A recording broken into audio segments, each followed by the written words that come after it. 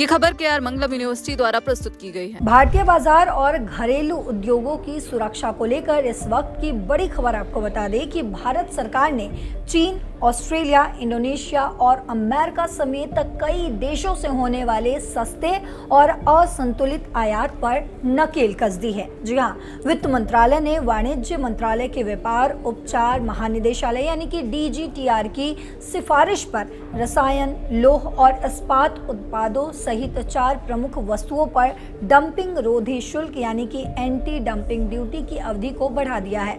इसके साथ ही लो ऐश मेटलर्जिक कोक पर अगले 5 सालों के लिए नया डंपिंग रोधी शुल्क भी लागू कर दिया है।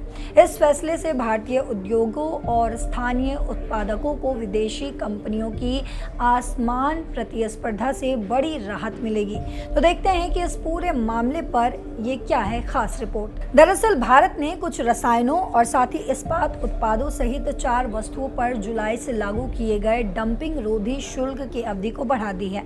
वित्त मंत्रालय की अलग अलग अधिसूचनाओं के अनुसार सरकार ने एक अन्य उत्पाद पर नया डंपिंग रोधी शुल्क भी लगाया है। सरकार ने ऑस्ट्रेलिया, चीन, कोलंबिया, इंडोनेशिया, जापान और रूस से आयातित लो ऐश मेटलर्जिक कोक यानी कि ऊष्मा स्रोत के रूप में इस्तेमाल होने वाला कोक, इन पर 5 सालों के लिए डंपिंग रोधी शुल्क लगाया है। ये निर्णय वाणिज्य मंत्रालय की जांच शाखा व्यापार उपचार महानिदेशालय की सिफारिशों पर वित्त मंत्रालय ने लिए हैं।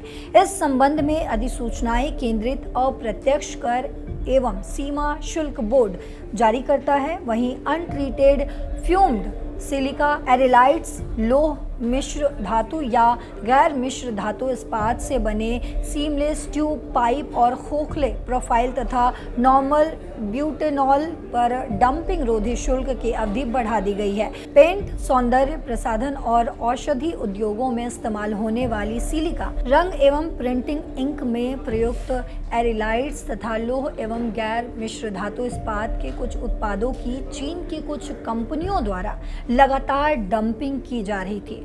वहीं सौंदर्य प्रसाधन और फ्लेवरिंग उद्योग में इस्तेमाल होने वाला नॉर्मल ब्यूटेनॉल मलेशिया, दक्षिण अफ्रीका और अमेरिका से कम कीमत पर आयात किया जा रहा था। एक अधिसूचना के अनुसार आपको बता दूं कि अनट्रीटेड फ्यूम्ड सिलिका के आयात पर डंपिंग रोधी शुल्क 10 फरवरी 2027 तक बढ़ा दिया गया है। एरिलाइट्स पर यह शुल्क अगले साल 13 जनवरी तक था। लोह एवं इस्पात उत्पादों पर 27 जनवरी 2027 तक बढ़ाया गया है। वहीं मेटलर्जिक कोक पर लगाया गया डंपिंग रोधी शुल्क $42.95 प्रति टन से $128.83 प्रति टन के बीच है। नॉर्मल ब्यूटेनॉल पर डंपिंग रोधी शुल्क की अवधि 5 सालों के लिए बढ़ा दी गई है।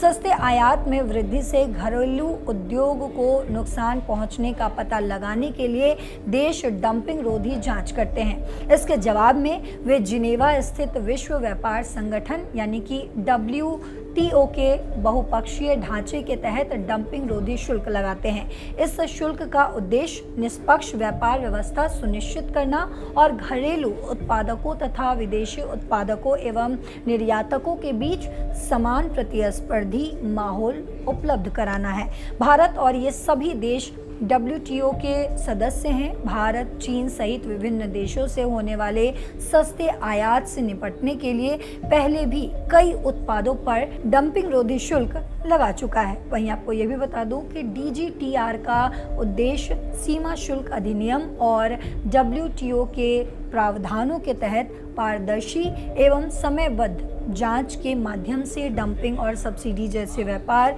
विकृत करने वाले प्रभावों से घरेलू उद्योग की रक्षा करना और साथ ही सरकार से आवश्यक शुल्क लगाने की सिफारिश करना है। तो जैसा कि आपने इस रिपोर्ट में समझा होगा कि विश्व व्यापार संगठन यानी कि WTO के नियमों के तहत उठाया गया ये कदम भारतीय बाजार में निष्पक्ष व्यापार व्यवस्था सुनिश्चित करने के लिए बेहद अहम माना जा रहा है। वहीं चीनी और अन्य विदेशी कंपनियों द्वारा कम कीमतों पर सामान डंप करने की नीति से घरेलू निर्माताओं को सुरक्षा मिलेगी और इस फैसले से भारत के पेंट, कॉस्मेटिक्स, फार्मा और स्टील उद्योग को कितनी मजबूती मिलती है, इस पर हमारी नज़र लगातार बनी है। लेकिन इस खबर पर आपकी जो भी राय हो कमेंट बॉक्स में ज़रूर लिखते जाइएगा। साथ ही देश और दुनिया की तमाम खबरों के लिए देखते रहिए दैनिक जागरण। नमस्कार।